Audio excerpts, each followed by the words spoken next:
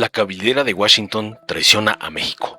Lili Téllez se arrodilla y humilla al país en Estados Unidos, mientras Sheinbaum defiende la soberanía. La narcopanista Lili Téllez volvió a exhibir su sumisión a intereses extranjeros, al calumniar a México desde Estados Unidos, acusando sin pruebas al gobierno de la presidenta Claudia Sheinbaum de ser un supuesto narcoestado. Mientras la narcomeretriz Téllez pide a Washington que intervenga en el país, la mandataria morenista ha actuado con firmeza y dignidad. Exige respeto a la soberanía nacional, rechaza cualquier injerencia y pide pruebas contundentes antes de señalar, como debe hacerlo todo Estado democrático. La narcooposición conservadora, desesperada por mantenerse relevante, recurre a mentiras y a servir a agendas extranjeras.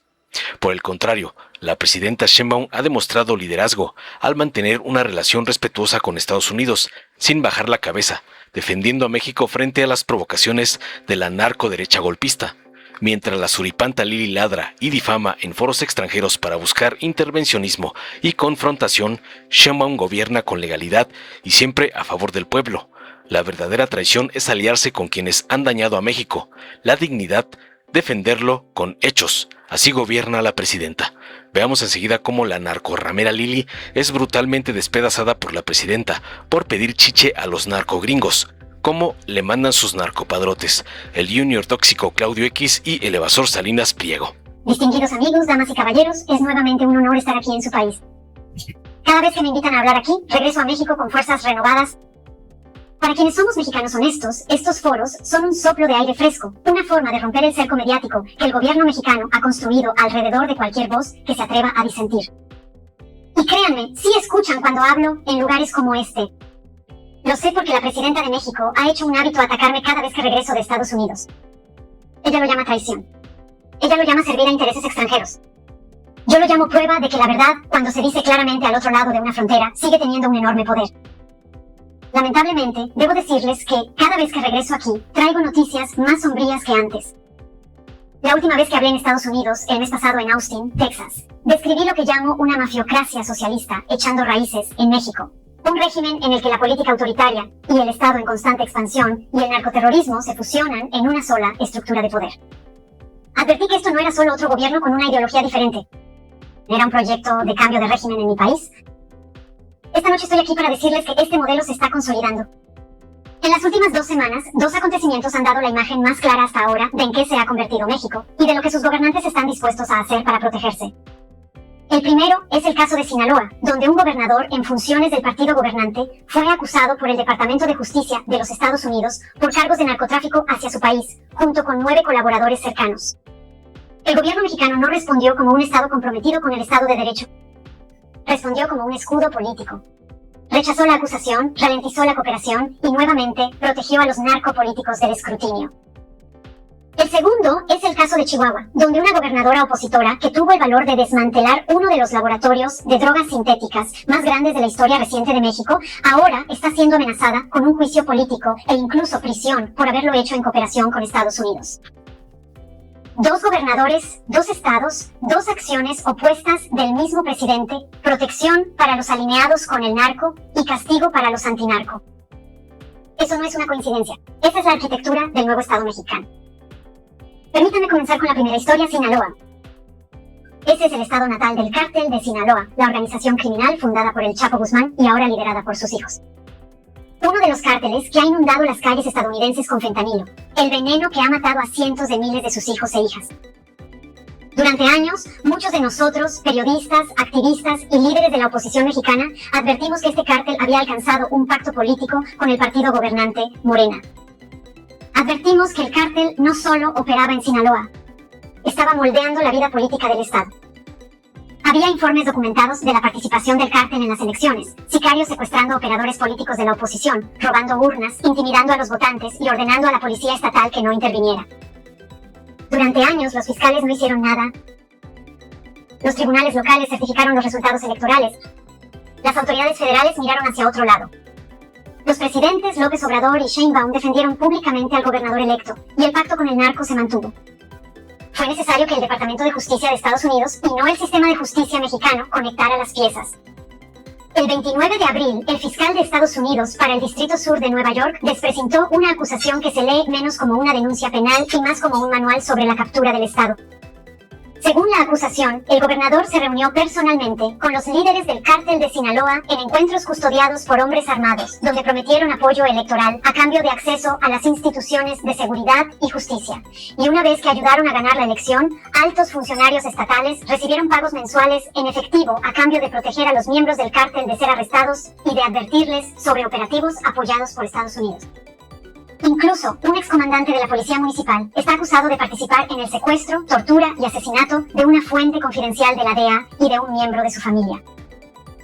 Las personas acusadas, un gobernador, un senador en funciones de Morena, el alcalde de la capital del estado, el subprocurador general, exjefes de policía, exfuncionarios de seguridad pública, exmiembros del gabinete. Esta no es una historia de corrupción aislada. Es la acusación de un sistema, de una mafiocracia. Entonces, ¿cómo respondió la presidenta de México? Ella los defendió, exigió pruebas irrefutables antes de tomar medidas mientras se negaba a actuar como lo exige el Tratado de Extradición. Acusó a Estados Unidos de intervención e invocó la soberanía, no para defender a México, sino para defender el pacto con los cárteles. Solo después de una intensa presión pública, el gobernador y el alcalde finalmente se hicieron a un lado, pero siguen en libertad. ¿Todavía están en Sinaloa? ¿No han sido extraditados? El mensaje de la presidenta de México a Estados Unidos y a los cárteles no podría ser más claro. El pacto se mantiene. ¿Por qué? Porque Sinaloa no es un caso aislado. La alianza narcopolítica se extiende por muchas regiones de México. Entregar a esos 10 hombres a la justicia estadounidense sería abrir una caja de Pandora que podría desestabilizar al propio régimen. La presidenta Sheinbaum no actúa desde la fortaleza, sino desde el miedo. Ella teme lo que el mundo podría descubrir sobre cuán podrido está realmente el régimen. Teme que los cárteles, una vez traicionados, se vuelvan contra quienes ayudaron a construir el acuerdo. Siente que la caja nunca se cerrará una vez que se abra. Pero no confundas el miedo con la moderación. Un autoritario asustado suele ser el tipo más peligroso. Y eso me lleva a la segunda historia, Chihuahua. Mientras el régimen se mueve para proteger a sus aliados en Sinaloa, ha decidido castigar a una gobernadora opositora que eligió luchar contra los cárteles en lugar de acomodarse a ellos. Su nombre es Maru Campos. Hace 3 semanas, su gobierno desmanteló el laboratorio de drogas sintéticas más grande encontrado en México en la memoria reciente.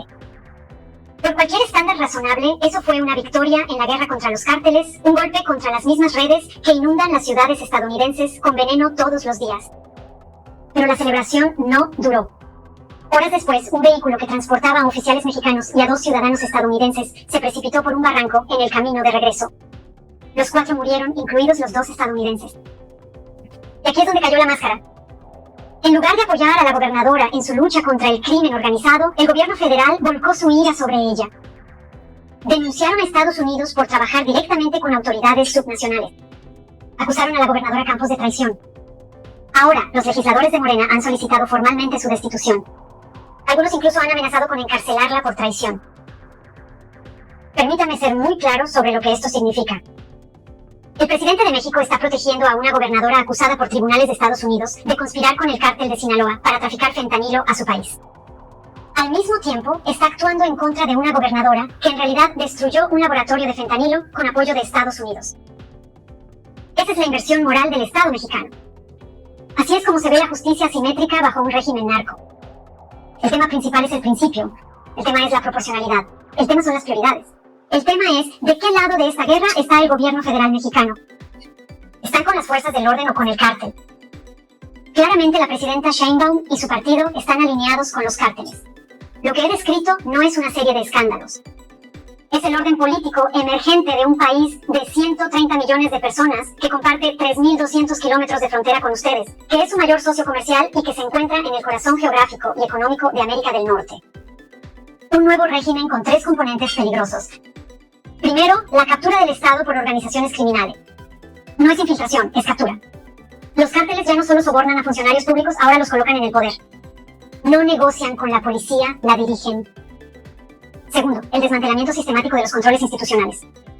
Una reforma judicial que reemplazó a jueces federales independientes por jueces electos, incluyendo a exabogados defensores de cárteles. Leyes que criminalizan la crítica y el uso de la justicia como arma contra miembros de la oposición.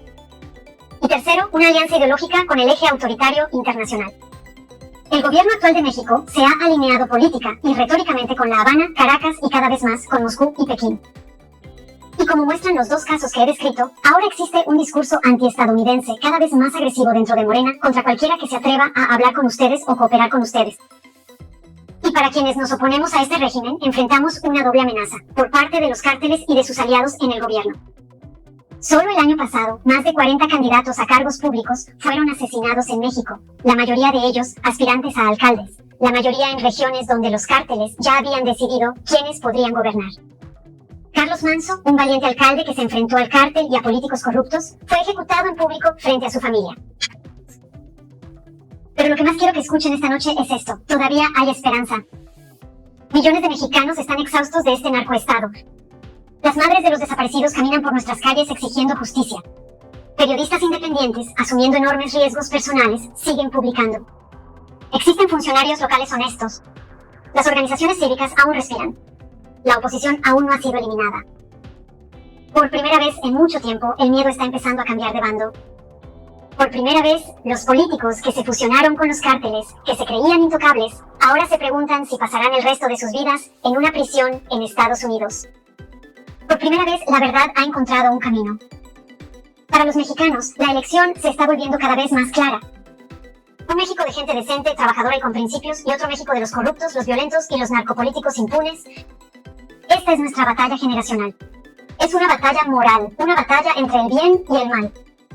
Es una batalla que solo los mexicanos pueden ganar en última instancia, pero no podemos ganarla solos. A mis amigos estadounidenses les pido 3 cosas. Primero, hablen con claridad sobre la naturaleza del régimen con el que están tratando.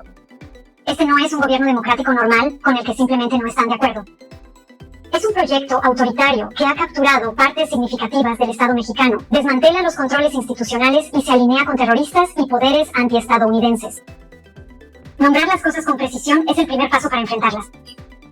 En segundo lugar, sigan utilizando las herramientas legales a su disposición, dentro de los límites de los tratados y acuerdos bilaterales, para llevar a los narcopolíticos mexicanos ante la justicia.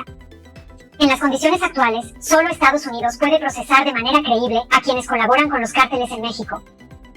La acusación contra Rocha no debe ser el final, debe ser el comienzo. En tercer lugar, no nos abandonen a los mexicanos que seguimos luchando. Periodistas independientes, organizaciones de víctimas, funcionarios locales honestos, gobernadores como Maru Campos, que eligieron el valiente camino de hacer lo correcto bajo una enorme presión. ¿Somos la prueba de que otro México todavía es posible? No permitan que nos silencien.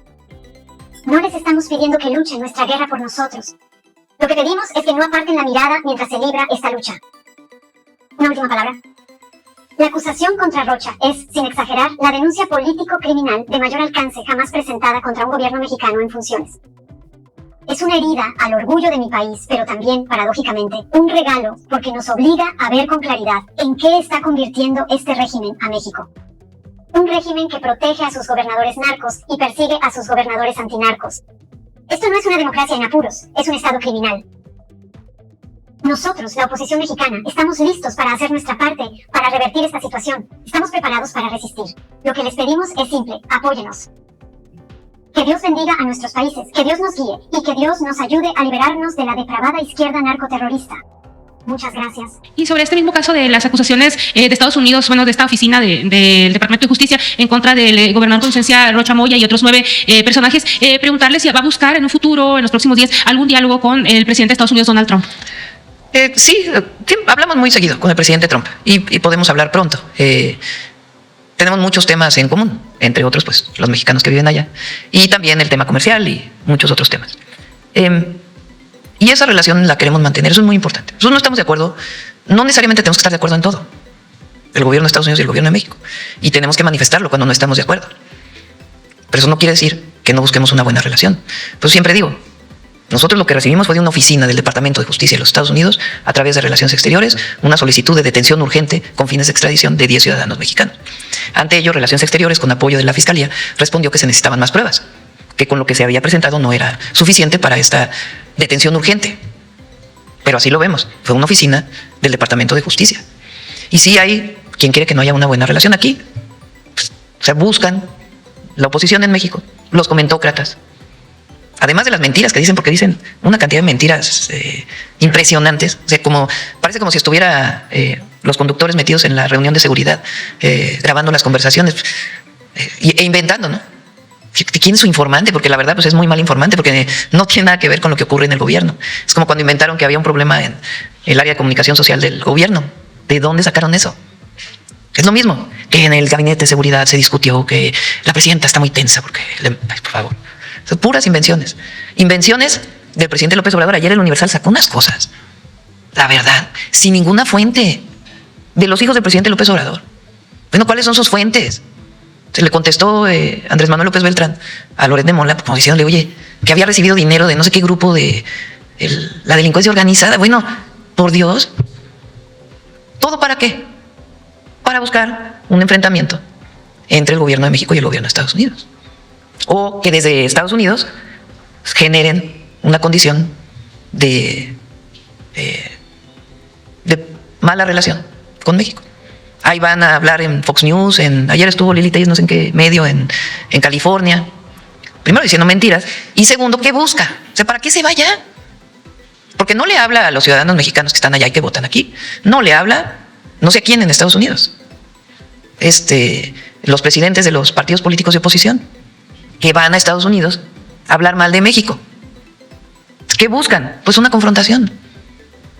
Pero pues hemos tenido muy buena relación hasta ahora sí que qué necesidad, como diría el querido Juan Gabriel. Entonces, son grupos que no quieren que haya una buena relación.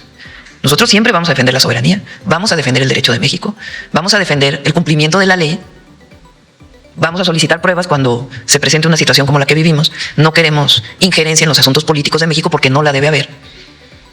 Pero eso no quiere decir que no busquemos siempre una buena relación por el bien de los mexicanos que viven allá y por el bien de la relación de ambos países. Siempre diciendo lo que pensamos, sin bajar la cabeza, con orgullo de ser mexicanas y mexicanos, con dignidad, defendiendo a México, pero buscando una relación cordial y manifestando cuando no estamos de acuerdo. Así como ellos pueden manifestar cuando no están de acuerdo. Pero eso no quiere decir otra cosa. Entonces, lo que vivimos ahora con el gobernador con licencia de Sinaloa y otras 9 personas, pues lo que actuamos es diciendo pruebas. Lo que vivimos en Chihuahua, que 2 ciudadanos norteamericanos participaron en un operativo en Chihuahua, que es lo que dijimos, pues eso no está bien. No está bien.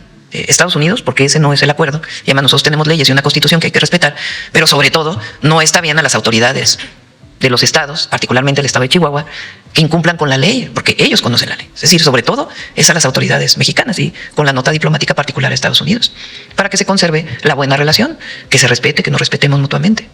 Entonces, han querido tomar esta situación ahora como la gran afrenta al gobierno de México. ¿Qué hacemos nosotros? Cabeza fría. Imagínense si nos aceleramos frente a una situación así. No, es saber qué es lo que hay que hacer, pedir pruebas. ¿Qué es lo que tiene que hacer en el caso de Chihuahua? Fiscalía ve si se violó la ley o no, si hay algún delito que perseguir. Así de sencillo, sin más, sin otra cosa. Presidenta, ya nada más para precisar, en el próximo diálogo que se dé con el presidente de Estados Unidos, Donald Trump, usted pondrá sobre la mesa este tema de Sinaloa. O sea, usted hablará de esto. Bueno, para eso hay un secretario de Relaciones Exteriores que está hablando con el embajador o con las autoridades de Estados Unidos. Pues para eso existe la Secretaría de Relaciones Exteriores. Yo espero que tiene su vía. ¿Por qué? Porque tiene que ver con una oficina del Departamento de Justicia de Estados Unidos, a la cual se le están pidiendo pruebas. Entonces, por eso yo dije, a ver, si es un asunto judicial, que se cumpla con la ley. Si es un asunto político, eso es otra cosa. Y entonces ahí sí, pues no queremos injerencia. Así como ellos no quieren injerencia en la selección de México, en las elecciones de Estados Unidos, tampoco queremos que usen a México para la elección de Estados Unidos. Así también nosotros pedimos que las elecciones en México pues se desarrollen sin injerencia de ningún país. Igual se lo decimos a la presidenta de la Comunidad Española. O sea, viene aquí a pedir inversiones o algunas otras cosas, está muy bien. Pero si su interés es político, tiene derecho a venir a hablar. No vamos a coartar su libertad de expresión. Ahora, no creo que le sirva a quien la trajo, pues porque no va a ayudar que hable de Hernán Cortés y la conquista para ganar una elección en nuestro país. Pero pedimos siempre respeto, igual que ellos piden respeto. Entonces, esa es nuestra posición y siempre va a ser nuestra posición. Con dignidad, con la dignidad que tiene el pueblo de México, con esa misma dignidad, la representante del pueblo, que es la presidenta, pues se presenta ante todas las naciones del mundo, con mucha dignidad, pidiendo siempre respeto, pero buscando siempre que no haya confrontación, sino una buena relación y la solución de cualquier problema. Es un tema judicial que presenten las pruebas. Gracias, presidenta. Dale en me gusta, suscríbete, activa la campanita y compártelo para que más gente lo vea.